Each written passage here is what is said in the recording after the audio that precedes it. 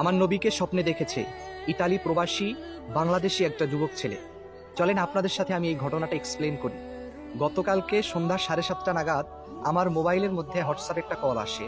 কলটা রিসিভ করার সাথে সাথে অপর প্রান্ত থেকে আমাকে সালাম দিল, কুশল বিনিময় হলো। এরপরে সে আমাকে বলতেছে, হুজুর আমি তো সবসময় অনলাইনের মধ্যে আপনার আলোচনাগুলো শুনি, আমি আপনাকে কিছু বলতে চাই, আপনার হাতে কি সময় হবে? আমি বললাম হ্যাঁ হবে, আপনি বলেন, সমস্যা নেই। তখন সেই যুবক ছেলেটা বলতেছে, হুজুর আমি অনেক দিন যাবৎ বিদেশের মাটিতে আছি, কাজ করি এখানে। আমি কয়েকদিন আগে ঘুমের মধ্যে আল্লাহ রাসূল সাল্লাল্লাহু আলাইহি ওয়াসাল্লামকে স্বপ্নে দেখেছি, কয়েকজন ফেরেশতা দেখেছি এবং তার সাথে আরো 2জন নবীকে দেখেছি। আমি এই ঘটনাটা শুনে একটু থমকে গেলাম, মনে মনে চিন্তা করতে লাগলাম আসলেই কি। আমি মনের কৌতূহল বশত তাকে প্রশ্ন করতে লাগলাম যে রাসূল আকরাম সাল্লাল্লাহু আলাইহি ওয়াসাল্লাম দেখতে কেমন। আমি তাকে জিজ্ঞেস করলাম আমার রাসূলের নাক মোবারক কেমন ছিল, আমার রাসূলের ঠোঁট মোবারক কেমন ছিল, তার চোখের চাহনি কেমন ছিল, ফেস কাটিংটা কেমন ছিল, তার কথা বলার ধারণটা কেমন ছিল। বিশ্বাস করেন আমি তাকে যেভাবে বলেছি সে ঠিক সেভাবেই উত্তর দিয়েছে এবং আমি সেগুলো একটা নোটের মধ্যে লিখতে থাকি।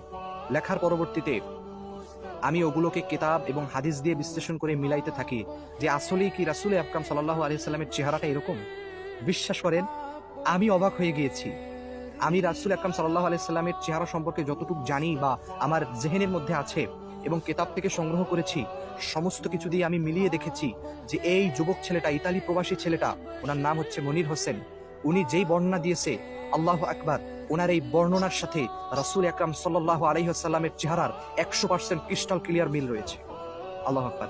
আমি ওনার ঘটনাগুলো শুনে আমার চোখ থেকে দরদর করে পানি পড়তেছিল।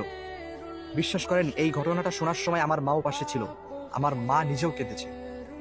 পরবর্তীতে সেই যুবক ছেলেটা আমাকে বলতেছে, হুজুর গোটা দুনিয়াও যদি না মানে তবে আমি মানবো, আমি দেখেছি, আমার মানতেই হবে, কারণ আমি দেখেছি আমার রাসূল আকরাম সাল্লাল্লাহু আলাইহি ওয়াসাল্লামকে।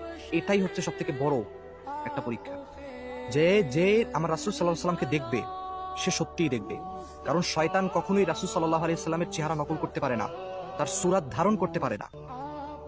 তো যিনি স্বপ্নে দেখছেন অবশ্যই তিনি দেখেছেন, আমি 100% ক্রিস্টাল ক্লিয়ার।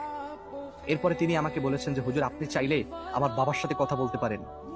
আমি বললাম যে ভাই থামেন, আপনার বাবার সাথে কথা বলার প্রয়োজন নেই, আমি আপনার কথা শুনেই বুঝতে পেরেছি, আপনার বর্ণনায় বুঝতে পেরেছি। এরপর আরেকটু সন্দেহ আমার মনের মধ্যে আসলো যে উনি যদি আলেম হয়, উনি তো রাসূল সাল্লাল্লাহু আলাইহি ওয়াসাল্লামের চেহারা সম্পর্কে জানে, তাহলে আমাকে তো মিথ্যাও বলতে পারে। তখন আমি তাকে জিজ্ঞেস করলাম, ভাই আপনার শিক্ষাগত যোগ্যতা বা আপনি কেমন মানুষ? উনি বলতেছে, ভাই আমি একজন সাধারণ মানুষ, আম মানুষ বলতে যেটা বোঝায়, তেমন একটা শিক্ষিত বা আলেম নন, জেনারেল একজন মানুষ। তবে ওনার কথা বলার মধ্যে আমি যেই ক্লিয়ারিটা দেখতে পেয়েছি, একটু আবেগ